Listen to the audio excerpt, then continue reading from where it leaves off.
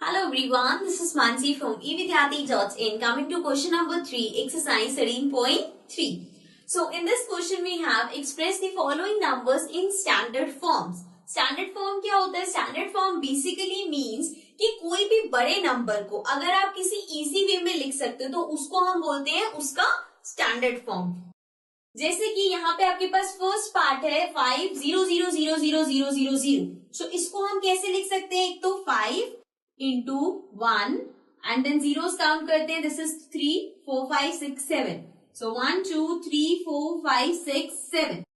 Right? Now I can write it as 5 into 10 raised to the power, since 7 zeros है. So 10 raised to the power 7. So means ये इसका standard form हो जाएगा 5 into 10 raised to the power 7. ठीक है? Moving to the second part. Second part में हमारे पास है 7 and then we have 3, 4, 5, 6 zeros. So we can write it as 7 into 1. Then 1, 2, 3, 4, 5, 6 zeros. So this will be 7 multiplied by 10 raised to the power 6 zeros है. So 6. ठीक है? So इसका standard form हो गया 7 into 10 raised to the power 6. This was part number 1 and 2. Now let's come to the rest of the parts.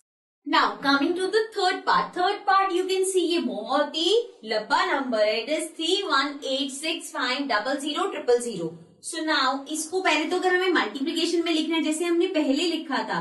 So it will be 31865 into 1.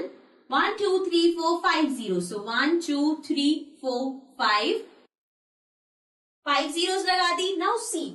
इतना बड़ा number multiply by this. अभी मैंने क्या बोला? Standard form मतलब कि उसे एकदम इजीली वे में लिखना. यहाँ तो इतना बड़ा नंबर है, so this can not be the standard form. अगर मैं इसको पॉइंट में कर दूं, डेसिमल में कर दूं, like if it is like 3 point something something, so 3 point is a small number. So what we can do is let's write it as 3.1865 into. अब अगर मैं यहाँ पे पॉइंट लगा रही हूँ, सो अब ऐसा तो है नहीं कि कोई भी नंबर उठाए और पॉइंट लगा दोगे. जैसे कि अगर नंबर है 86, ठीक है, 86 को अगर मैं 8.6 लिख रही हूँ तो ये तो इक्वल नहीं है. लेकिन अगर मैं साथ में 10 मल्टीप्लाई कर दूं, so this means 8.6 into 10 is 86. तब हम बोल सकते हैं ये दोनों इक्वल है. यही सेम फंडा हमें यहाँ पे अप्लाई करना है. अब यहाँ पे पॉइंट के बाद 1, 2, 3, 4 डिजिट है. सो if I multiply it by 1 and then 1, 2, 3, 4. So this whole यहां से लेके यहां तक इसको मल्टीप्लाई करेंगे तो ये आएगा. ठीक है? मतलब इस नंबर को मैं इस तरह लिख सकती हूं. अब इसके आगे क्या है? Multiply by 1 and then 1, 2, 3, 4, 5 zeros. So 1, 2, 3, 4, 5 zeros. ठीक है? अब देखो this will be the same 3.1865 multiply by, अब जीरोस देखना जरा कितनी हो गई? 1, 2, 3, 4, 5, 6, 7, 8, 9. अब इसको तो छोटा कर सकते हैं. सो 10 और अगर इसकी पावर में 9 लिख दूं सो ये इसके इक्वल हो जाएगा. So now this can be the standard form 3.1865 into 10 raised to the power 9. This was part number 3. Now let's come to the next part. Now coming to the fourth part. Fourth part में है 390878. Now you can see अभी तक जो numbers कर रहे थे उसमें पीछे जीरो था और वही लेके हम मल्टीप्लाई कर रहे थे. लेकिन यहाँ पे ऐसा नहीं है. सो जैसे लास्ट क्वेश्चन में डेसिमल किया था वो हम यहाँ भी कर सकते हैं. So I can write this number as 3.90878. अब पॉइंट लगाया है तो पॉइंट के बाद कितने नंबर्स है? 1, 2, 3, 4, 5. सो मुझे मल्टीप्लाई करना पड़ेगा 1, 2, 3, 4, 5. ठीक है ना? तब तो मैं इसे ऐसे लिख सकती हूँ. So this will be 3.90878 into 10 raised to the power 5 because 5 zeros हैं. So the answer is 3.90878 into 10 raised to the power 5. Now moving to the fifth part. Fifth part में you can see the number is same, लेकिन यहाँ पे decimal है. अब इसको standard form में करना है तो डेसिमल को 3 के बाद ले आओ.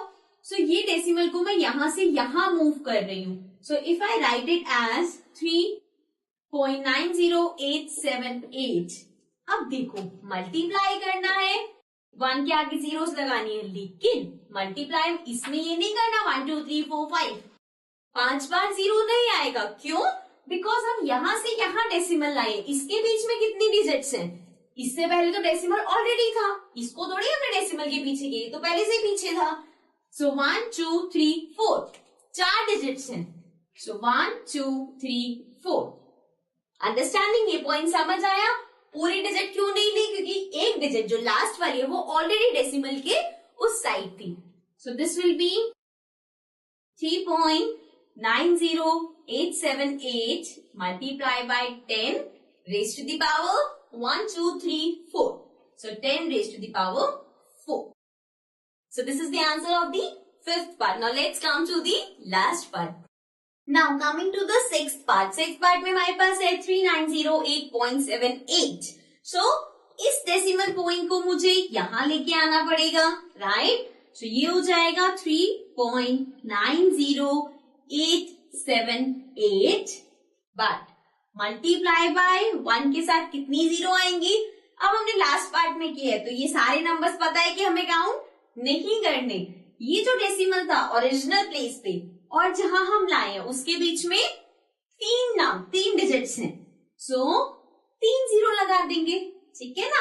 सो ये हो जाएगा 3.90878 multiply by 10 raise to the power 1 2 3. So 10 raised to the power 3. So this is 3.90878 into 10 raised to the power 3. So this was part number 6. This was the last part of this question. Now let's come to the next question.